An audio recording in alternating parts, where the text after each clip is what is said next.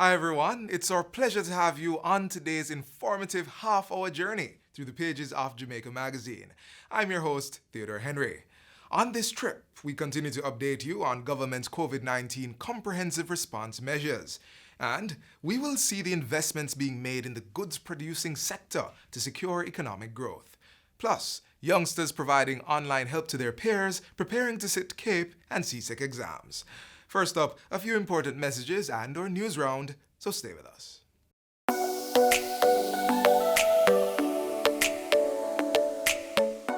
To properly carry out a hand rub, apply a palmful of the product in your cupped hand, covering all surfaces. Rub your hands palm to palm. Rub your right palm over the back of your left hand with interlaced fingers and vice versa. Rub your hands palm to palm with fingers interlaced. Rub the back of your fingers to opposing palms with fingers interlocked.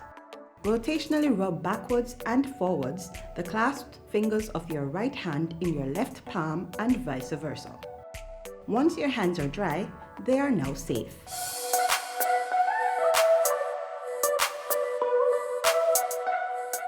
And now for some major stories inside our GOJ News Roundup segment.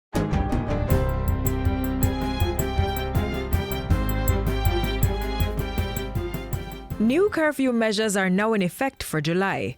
Earlier this week, Prime Minister Andrew Holness announced that effective June 30, the national curfew is from 11 p.m. to 5 a.m. the next day. The objective continues to be the need to reduce the exposure risk of the population to COVID-19 while increasing the capacity of the public health system to respond to cases within the population so as to reduce the risk of spread of the virus. All beaches and rivers in breach of safety protocols established to curtail the local spread of COVID-19 will be closed with immediate effect. This came into force on July 2, following an announcement in Parliament by the Minister of Local Government and Community Development, Desmond McKenzie. He warned that non-compliant beaches and river operators, as well as patrons, could face possible prosecution under the Disaster Risk Management Act. The onus will be on the beaches and rivers and the operators of these facilities to satisfy the authority that they have put in place all the protocols before they are allowed to reopen. The minister says this was necessary because a recent assessment found that a high percentage of beaches and rivers and their patrons were not in compliance with the rules. As part of ramping up enforcement measures, all beaches and rivers will now be strictly monitored by OPM and the Social Development Commission. In other news, Prime Minister Andrew Holness says government is seeking to amend the Law Reform Zones of Special Operations, Special Security and Community Development Measures Act to make it more robust, applicable and accountable. I have now guided the members of the National Security Council to prepare the proposed amendments which will build on the lessons from the first two zones through a more robust framework for implementation and accountability, including targeting of resources and building capacity, which will be in place going forward. He made the disclosure during a virtual press briefing on Wednesday where he announced a Zone of Special Operations ZOSO for the Greenwich Town community in southwest St. Andrew. Meanwhile, the Senate has approved the extension of the states of public emergency SOEs for the Kingston Western and Kingston Central Police Divisions until July 25. In piloting the motion, Leader of Government Business in the Upper House, Senator Kamina Johnson-Smith, said these SOEs have allowed the security forces to effectively tackle the geographic spaces in which murders are occurring at the most chronic levels. An examination of the broader national picture, almost 6 months into 2020, reveals an overall 14% reduction in major crimes as of June 22, 2020. All areas under a state of public emergency recorded reductions in murders and shooting. The resolution was approved in the lower house on June 23. The Ministry of Justice has received $85 million worth of audiovisual equipment in support of its modernization thrust. This system that is presently in the court will, and not only will it speed up the delivery of justice, but it will certainly assist in a number of other areas. We are very grateful to you for the equipment of an installation in 78 courts across Jamaica, and it will go a far way in improving the delivery of justice. The equipment have been provided by the European Union. They will facilitate testimonies from remote locations, viewing and playback of electronic evidence in court, recording of court proceedings in real time, and digitizing documents, among other capabilities. The Education Ministry will be providing a sanitization grant to assist early childhood institutions across the island. Minister Karl Samuda made the disclosure during Tuesday's sitting of the House of Representatives. He said the ministry understood the negative impact of COVID-19 on the sector and asserted that government would do all it could to ensure early childhood institutions were prepared to reopen in September. We know that with the physical distancing requirements for students to be seated 6 feet apart, these schools will face further challenges come September. As a government, we take this very seriously. We will continue to provide additional temporary trained teachers to ensure that at least one trained teacher is available in each early childhood institution. And finally, the Ministry of Health and Wellness has embarked on a national campaign encouraging more expectant mothers to access health care to protect their health and that of their babies. The initiative is called Healthy Baby, Healthy You, Healthy Body is a Must. Clinic is a must. It's being undertaken through the EU-funded Program for the Reduction of Maternal and Child Mortality, PROMAC.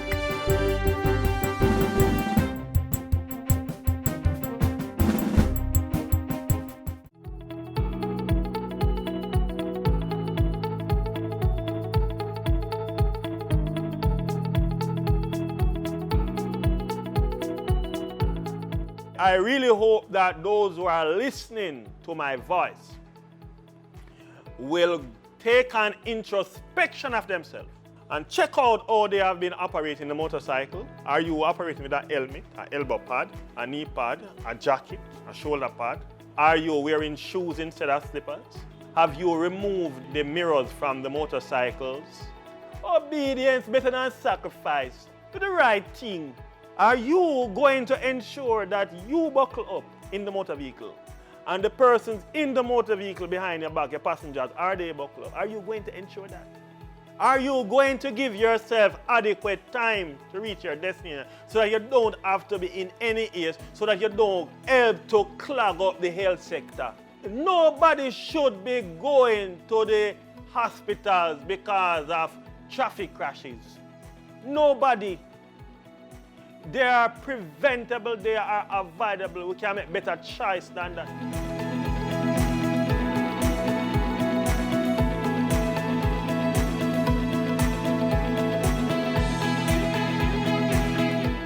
The government continues to urge everyone in the country to maintain safe practices to prevent the spread of COVID-19. As part of that, adjusted curfew hours have been imposed.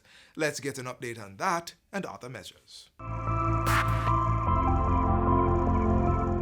I am seeing where there is a sense of complacency setting in, where people somehow are of the view that the pandemic is over. That is not the case, and I want to take this opportunity to again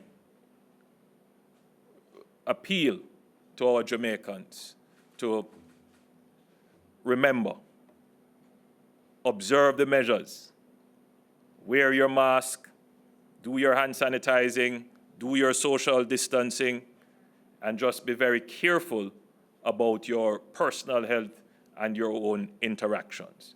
The pandemic is not over, as you would see in countries that are close to us, that their numbers are rising significantly. And it is, aside from the good management that we have given to the pandemic, but a lot has to do with your own personal responsibility and your faithfulness and consistency in observing the measures. And that has ensured that we have kept our numbers here low. We are now at 698 cases. I believe, Minister Tufton, we have had 2 new cases today. The green line that you are now seeing shows that we have had 553 persons who have recovered from COVID-19. The final line in this graph, which is the blue line, shows the number of active cases. That is the number of persons who still have the virus.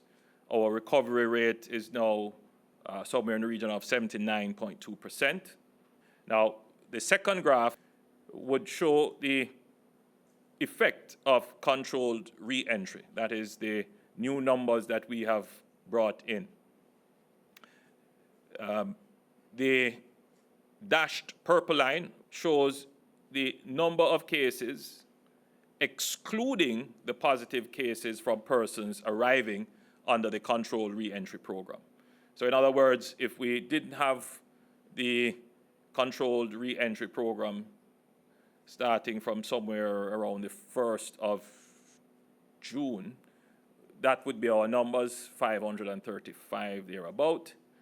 But of course, that is not an option for us. We must bring home our Jamaicans. That is just for illustrative purposes to see that if there were no re-entry, that our curve would be essentially flat, which would mean that we have essentially brought under control the spread of the virus locally. Now, curfews. The day to next day, night to early morning curfews will continue in place, starting now at 11 p.m. on the night of June 30th, 2020, to 5 a.m. July 1, 2020, day to day, until 5 a.m. on the morning of July 31st, 2020. Licensed public passenger transport, whether or not they're state or privately operated, are allowed 1 hour after the end of curfew. So as of Wednesday night, July 1, that will now be between 11 p.m. and 12 midnight until the 31st of July 2020. And they will be allowed to travel home from their last passenger drop-off. And they would have 1 hour before the beginning of curfews. That would be between 4 a.m. and 5 a.m. until July 31st, 2020, to travel to their first passenger pickup. Of course, no passenger must be transported in their vehicles during the additional 1 hour periods allowed for transport operators to travel to and from their homes. In terms of gatherings, gatherings are not to exceed 20 persons, and this will apply up to July 14th, 2020. In terms of the operating hours of markets and vending in public arcades and public transportation centers, these will now be as follows. Mondays to Saturdays, 6 a.m. to 7 p.m. You will recall that they were Mondays to Saturdays, 6 a.m. to 6 p.m. We have now added an additional hour. Markets will remain closed on Sundays. In terms of zoos and parks, the opening hours are now 10 a.m. to 4 p.m. for zoos. And for parks, including theme parks, this would be 6 a.m. to 8 p.m. Note that water parks and attractions remain closed. Now, daycare and nurseries. This is a big issue. We spent some time last week discussing them. The Ministry of Health, the Ministry of Local Government, the Ministry of Education, and we are expecting that by our next press conference, we should be able to have some protocols as to how we would treat with the reopening of daycare nurseries. Very important as people go back to work. And now I want to give you an update on the controlled re-entry of Jamaicans. The latest number from the JamCovid site and the Visit Jamaica site, this would be, we have processed now approximately 31,000 applications for Jamaicans and visitors who want to come to Jamaica. 23,000 are residents, meaning Jamaicans who are coming back home, and non-Jamaicans who live in Jamaica. And 8,000 are non-residents, visitors, tourists. Approximately 14,600 persons have arrived in Jamaica since we have put in the controlled re-entry program. 9,300 are residents, meaning Jamaicans who live here and non-Jamaicans who reside here. And 5,300 are non-residents, meaning tourists, Jamaicans who are visiting, and non-Jamaicans who are Jamaicans who come here to visit. Now, an additional 15,000 persons have been approved to travel. 12,400 are residents, meaning Jamaicans and non-Jamaicans who reside here, and 2,600 are non-residents. So in that number would be some tourists who would be coming, or most of that number would be tourists. Now, during June, we had an average of 5 flights and about 410 passengers arriving per day. For July, our projections are, well, these are not projections. These are what we expect by virtue of the flight schedules that we are now seeing. We're going to be expecting an average of 22 flights and 1,680 passengers per day. So as of July 1, 2020, we will still require testing for controlled entry. However, since the commencement of controlled re-entry on June 1, we now have the benefit of testing for over a month, and we now know the positive rate, 0.7%. Therefore, we can now reconfigure the protocols surrounding controlled entry into Jamaica at our airports. This will allow us to more efficiently utilize our limited resources for testing and surveillance, both for ports and intra-island at our health centers and other health facilities. So all arriving passengers would still be subject to a health screening and risk assessment on arrival at the port of entry. Visitors to Jamaica from areas declared as high risk at this time by the Ministry of Health and Wellness, so areas such as Florida, New York, Arizona, and Texas, those are considered now high risk. So persons registering to visit Jamaica on the Visit Jamaica website, coming from these areas, as of July 1, will be required to upload a valid PCR test, which must be no more than 7 days old from the expected date of their arrival. Now, approval for travel to Jamaica on the Visit Jamaica website will be subject to the upload of this valid PCR test. As of July 10, persons visiting Jamaica, that is a non-resident visiting Jamaica from the declared high-risk areas, will be required to present their PCR test.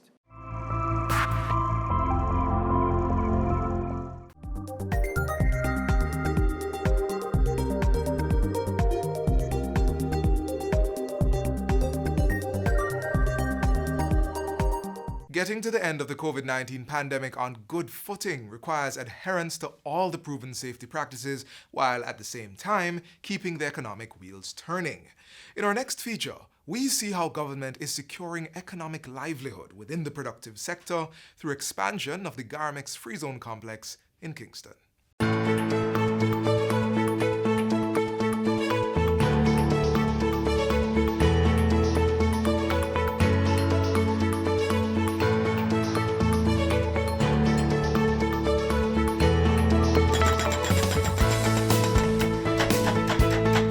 Excited, FCJ, to be embarking on this expansion program. This represents the largest industrial complex in Jamaica.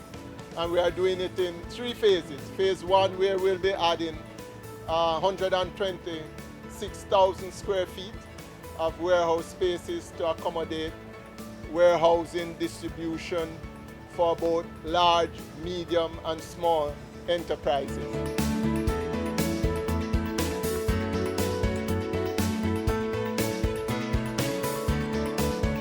Phase 2 will see we go into a further expansion where we will be expanding to have greater frontage at the Marcus Garvey Drive. As you know, we are located near shore, near sea, and to the port. So this is a very important complex. We are presently 100% occupancy, and we are getting demand over and over. And on an average, I would say per year, we get at least 400,000 square feet demand at Garmix. So with 100% occupancy now, it just spells sense that we go into our expansion mode.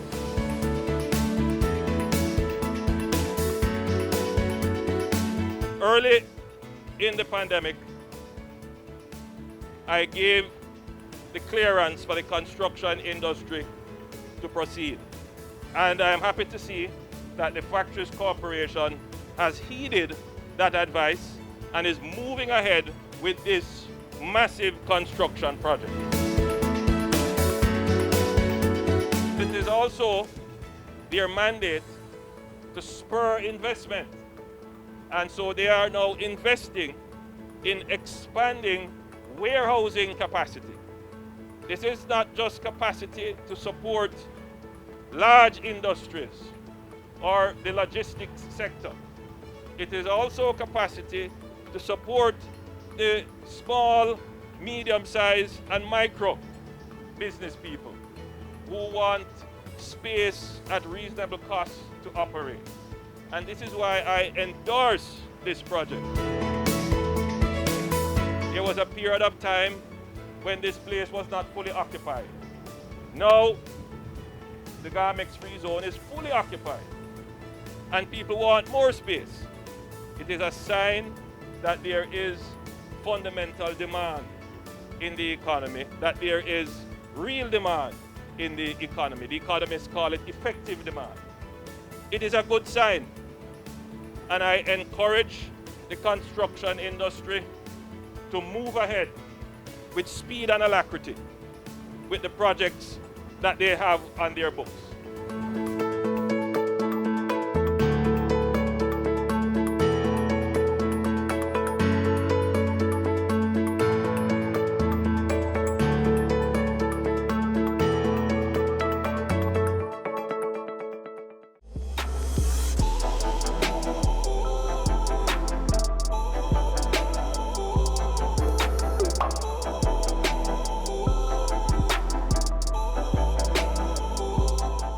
Come July 13, secondary school students will begin sitting their external exams.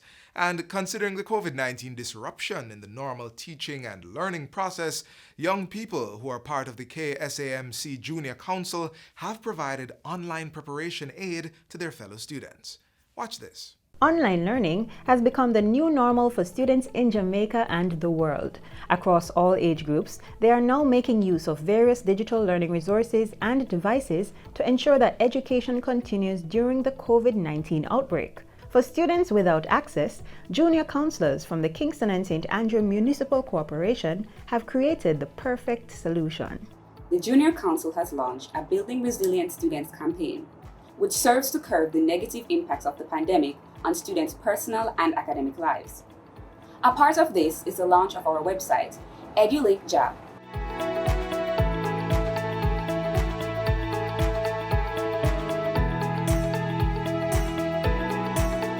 The EduLink JA website was created by students for students who will be sitting the upcoming CSEC and CAPE exam.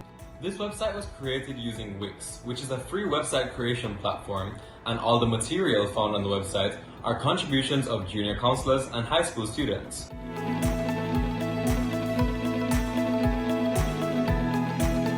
It's quite simple. All they have to do is type in their search bar EduLink JA, that's EduLinkJA, Once they see the Wix site, that's the council's KCMCJC's Wix site, they click that, sign up, and that's it. All the materials, all the resources are in their hands. The website offers past papers for CAPE and CSEC students, as well as notes for the different subject areas constructed by teachers island-wide. The website also contains study tips and strategies to assist students in how to best utilize these resources. Though the members of the council are satisfied with the level of assistance that the website is offering to students island-wide, there are plans to further increase its offerings. Phase 2 will commence at the end of June. We are working on a collaboration with AIM Educational Services and the Ministry of Education in order to get our website zero rated. We are currently trying to work on providing even more resources for students, particularly at the CAPE level, sitting business and humanities subjects, as we realize there is quite a deficit in obtaining these materials. Having heard the complaints from our fellow youth, the Junior Council aims to fulfill our duty to create an atmosphere of resilience. The Building Resilience campaign is just one of the many missions of the 40 junior councillors who were recruited by the Kingston and St. Andrew Municipal Corporation as part of its local government month of activities. The month of November is annually celebrated as Local Government and Community Month. And this is an initiative of the Ministry of Local Government and Community Development as a way of getting our youth actively involved in the operations of local government.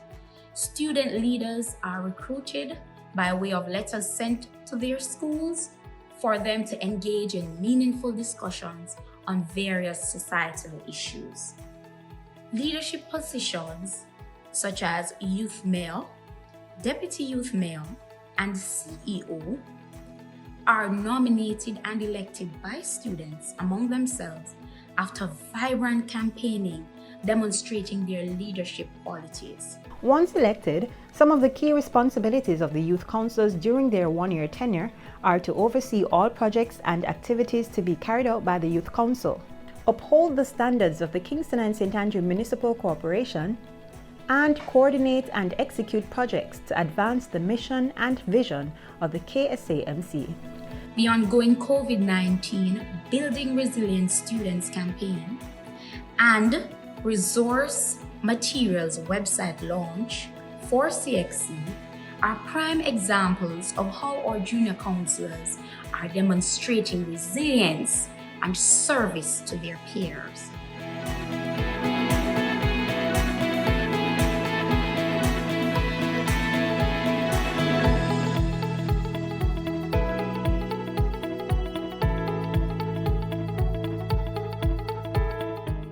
This is where our journey ends today, but be sure to join us again tomorrow for another informative edition of Jamaica Magazine.